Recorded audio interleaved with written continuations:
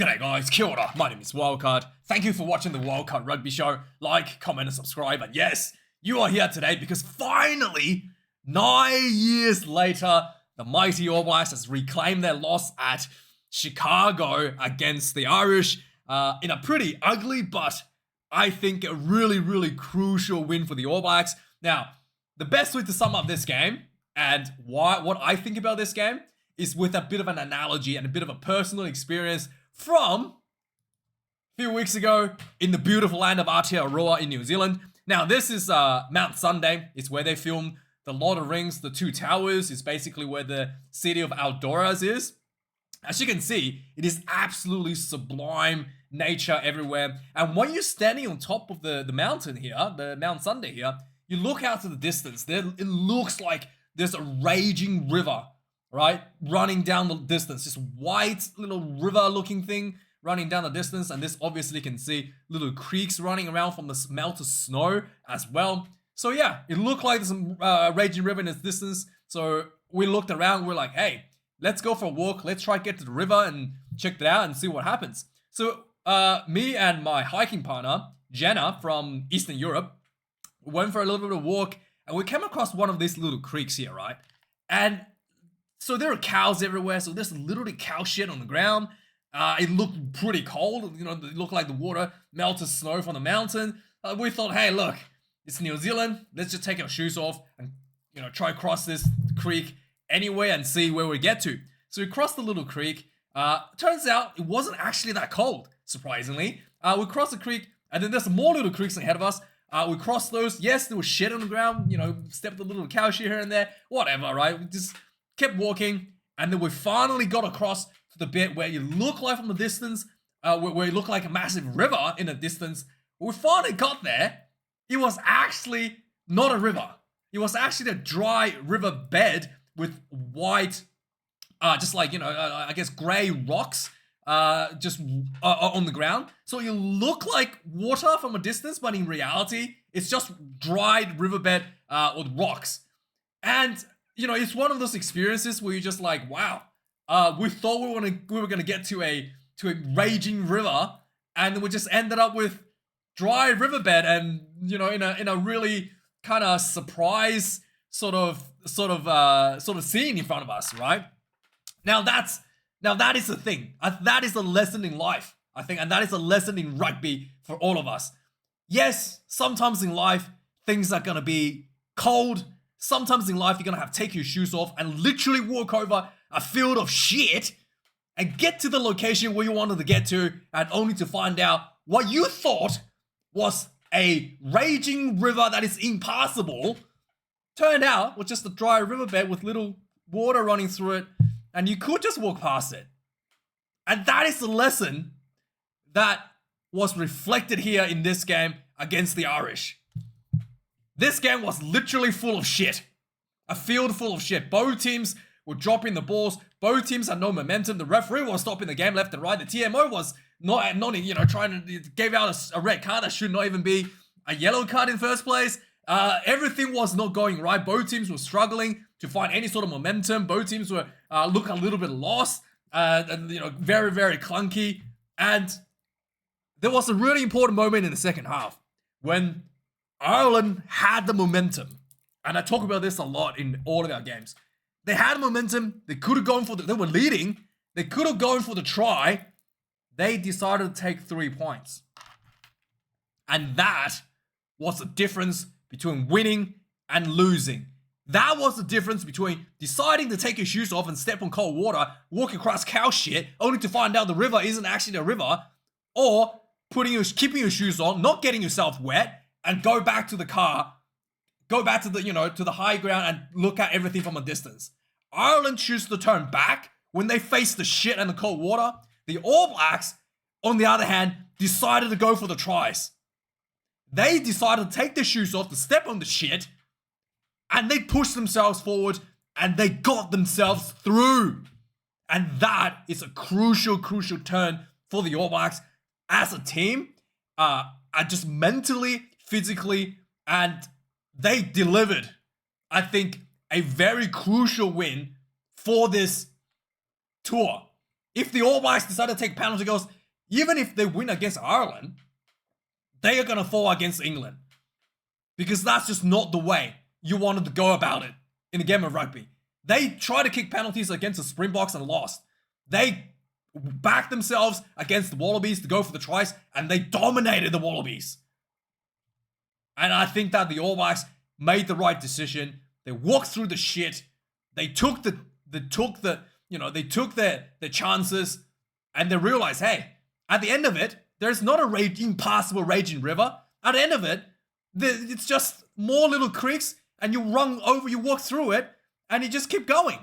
And the Ireland team fell apart. And that is that is more important, in my opinion, than actually winning the game. It's getting the mentality correct, getting that, the fighting spirit correct for the All Blacks. And also, the All Blacks had a bunch of injuries this game. Geordie Barrett hurt his leg about 20 minutes into the game. And I thought it was really surprising, by the way. They kept him on for like one play before they take him off. If Geordie Barrett goes down screaming in pain, I think it's pretty much, he's done. He's like literally one of the toughest, if not the toughest player in the entire world. And I just don't think that if he goes down screaming, you should keep him on the field at all. You should just take him off for precautions. And yeah, hopefully it's going to be okay, but looks like he's probably going to done an ACL or something. Does not look good. Scotty Barrett also had a cut on his leg, and Beauden Barrett did a bit of acting. I thought the head bump between Beauden and Ty Burn shouldn't even be a yellow card. Yes, it's upright. Yes, his head, shoulder. Yes, he got tucked arm, but it's a very little bump. Beauden went down looking like he got knocked sense out of him. A little bit of acting there. He's a good-looking guy. Maybe he's looking for a career in Hollywood afterwards. But I thought, there's a thing called the degree of danger that wasn't considered by the TMO. There was a very, very, very low degree of danger. Should not have been upgraded to red card. I don't even think it was a yellow card. And I thought it was the wrong decision there for Ty Burn to be sent off. But then, hey, Ireland, against the odds, with one player in the bin, actually played better with the full complements of 15. Again, it's the mentality thing. You were able to, put the All Blacks on the back foot with 14 players, and you backed yourself to go for the tries, and you got the try. Now you're back to 15. Suddenly you want to kick penalties? Does that even make sense to anybody? Right? And the All Blacks, on the other hand, realized that they weren't doing so well. They realized that, hey, we're playing against 14 players and we were losing, right? They realized they need to step up. And they stepped up. They played rugby. They backed themselves. They won the game mentally. Not just on the scoreboard, but mentally won the game, which was crucial for the overall tour for the All Blacks there.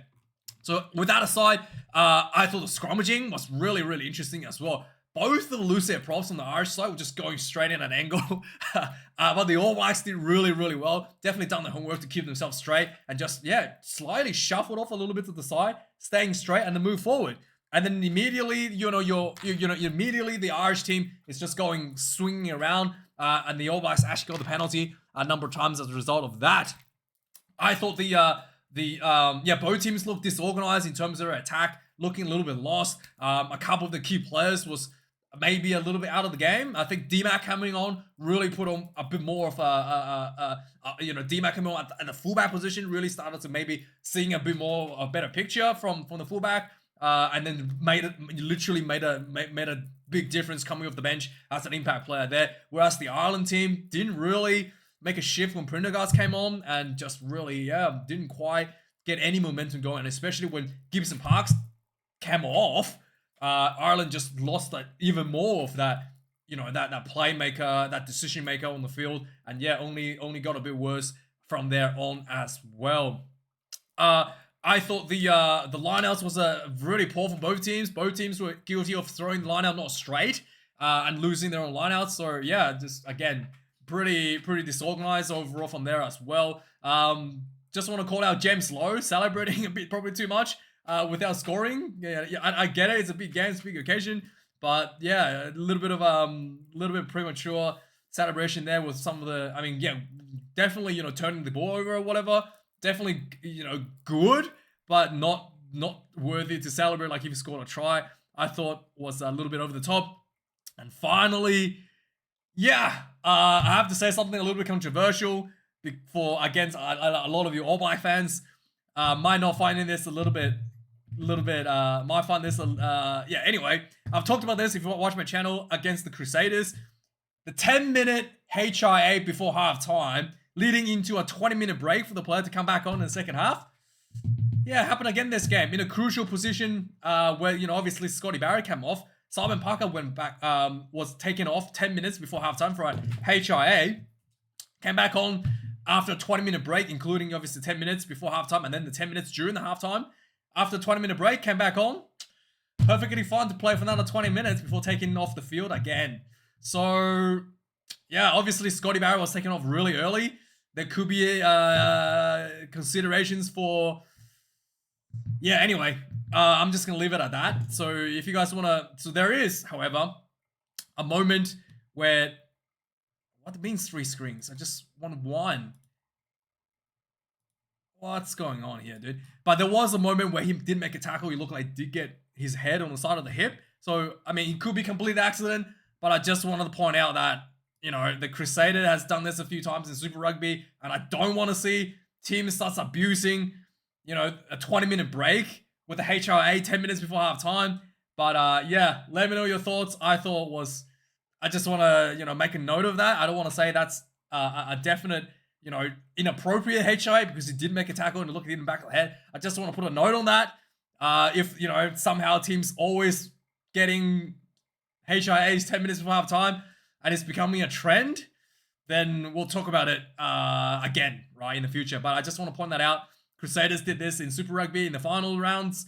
But yeah, Simon Parker taking off 10 minutes before halftime for a 20-minute break was something that I thought was a little bit noteworthy.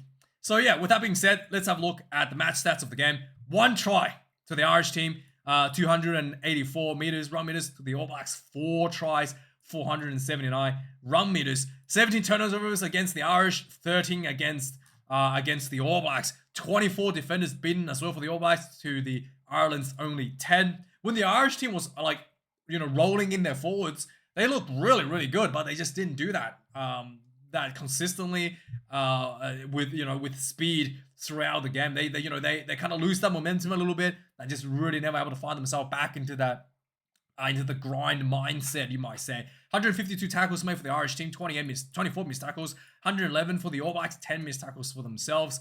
31 kicks in play for Ireland, 24 for the All Blacks, not really playing too much kicking in there. 1 missed goal for both teams, 2 charged down for Ireland, 1 for New Zealand. 884 kick meters for Ireland, 854 for New Zealand. So nothing too crazy, kind of like what you expect for test matches out of these teams. Let's go a bit down to lineouts. Absolutely horrendous. I think this is just awful for both teams. 11 lineouts for Ireland, 5 lost. 12 for the All Blacks, 4 lost as well. A lot of these just like not straight, just like unforced errors essentially, not actually getting stolen. It was just horrendous. Scrums, 9, no loss for Ireland. There was 1 scrum loss for the All Blacks out of 6, but I did think that the All Blacks got some scrum penalties for just going forward, keeping straight, and then minimizing that boring in from the loose heads for both Andrew Porter and the new guy that came on in the second half for Ireland as well. Penalties considered, 11 against Ireland, 1 red card against Tyburn, which I don't think should be red at all. 10 against the All Blacks, no cards whatsoever. So yeah, let's have a quick recap of the scoring of the game. First half was really uneventful, to be honest. The first half, lots of stopping. The TMO wasn't showing replays due to the stadium, whatever. Yeah, it was wasting a lot of time. But anyway, the All Blacks had an opportunity to kick 3 points immediately. They decided to not take the 3. Really, really good intent, despite the fact that they didn't actually get the try. I thought it was really, really good intent. 3 minutes in, Beauden Barrett did a bit of an acting. Got Tyburn a red card, and it is what it is. I mean, sure. Scooter came on as well. Scotty Barrett, Josh Law came back on. He had a massive cut on his leg and not able to play on. 6 minutes into the game, there was a obstruction against the All Blacks, and and Ireland takes 3 points, 3-0, taking the early lead. And this was pretty much immediately as Ireland get an opportunity. They really didn't test the All Blacks at all. And they did that, and they got the 3 points. 12 minutes in, Jordie Barrett went down looked like in a lot of pain. Should have just taken him off right away instead of keeping him on for a bit. 17 minutes in the game, the All Blacks looked pretty bad. There was missed tackles everywhere. There was a penalty. The Irish went for the line out. A 5-meter line out, lots of crash balls, and eventually Ty Furlong got a bit of an inside angle, crashed in for the try. 10 points to nil for the Irish. 90 minutes into the game, the All Blacks finally get themselves on a bit of form momentum. Fainga Anuku is on the field for Geordie Barrett. He makes a nice break down the right hand side, and then the ball was passed back to the left hand side, and Savia went into the corner. Just really quick, good hands from end to end for the Fields, and then Savia goes in. 7 points to 10 for the All Blacks to come back within 3. After this, that was pretty much it. Going to half time, Crowley was caught back for kicking the ball off the mark by like a meter. Never seen that before. And then Beauden Barrett nonchalantly ran out just before he put the foot down, paused for a mark from receiving a kick. Again, just bit of bizarre stuff. Anyway, halftime, 7 points to 10. Second half, 7 minutes into the second half, Ireland got a penalty. This was a free penalty for the All Blacks, thinking the ball came out of the scrum when it didn't, so everybody was offside. So the Ireland kicks the 3 and then missed the 3 actually. 50 minutes in the game, there was not a penalty, and then a march 10 meters as well against the All Blacks for chatting. I think Cody Taylor got pinned on the breakdown, and it was objecting, and then got a march 10 meters. So Ireland kicked this one, 13 points to 7, and I noted in my book, this might be the end of Ireland. Sure enough, the lack of intent to play rugby. They wanted to take the easy way out with still 30 minutes on the clock. Game is not. You're not gonna win the game here, kicking 3, but you can lose the game by putting your whole team in a sense of false sense of security, which is what happens when you kick 3 points here. So yeah, sure enough. After this, 61 minutes in the game, the All Blacks had a penalty. They had some substitutions on. Instead of, they failed to get the line outs through, then they decided to go for tap and go. They tap and go. I think it was Cody Taylor got closest to TD pick and go, got really close as well. And then another pick and drive from Tamati Williams. Try time, All Blacks gets ahead, 14 points to 13. After this, the DMAC was on as well. He was able to spot a lot more space. There was 66 minutes in the game. There was a little backdoor play to Beauden Barrett. Beauden Barrett, flat ball to DMAC, who cuts through a little bit of a defensive hole, threw the ball back in field to Wallace Atiti, running a nice up ball line, who ran in for the try, 21 points to 13. The intent to play rugby is here for the All Blacks on full display at this point, and you can't really. And you looking at the Irish team, everybody's kind of staring at each other. James Lowe was celebrating every little bit of the win, but nobody was really trying to. Everybody's kind of looking at each other to try to someone else do something. That's, in my opinion, what it looked like for the Irish team at this point. Finally, 67 minutes in the game, Cameron Roygard, the big man, pulling through again from the scrum half. So there was a 5-meter scrum for the All Blacks. The Irish team basically had their own scrum, tried to run the ball out, and then threw the ball, knocked the ball on, and then threw the ball into touch. And All Blacks had a scrum themselves. And then Roygard got the ball, dummy the pass dummy the pass as he ran around the scrum, and then just ran straight through for the try. 26 points to 13. 80 minutes on the clock. The All Blacks looked like they scored again, and once again, looked like DMAC found some gap down the sideline, threw the ball back in field, some good passes. It was like 6 All Blacks all lined up to receive the ball, and then there was the guy that was in front of the ball carrier who received it, ran in for the try, but the referee says no try, forward pass. But still, the intent was there for the All Blacks. Could have been another try at the end. But emphatic statement to finish off the game. 26 points to 13. And also, All Blacks has been known to be a bit lacking in the last 20 minutes. They did all their scoring in the last 20 minutes. So massive step forward as well from that, from the problem they had in the past, and really made a statement, fixed some of the issues. And outstanding overall. And let me know your thoughts. Let me know your thoughts about the 10-minute HRA before halftime. And like, comment, subscribe. Thanks for watching. Cheers.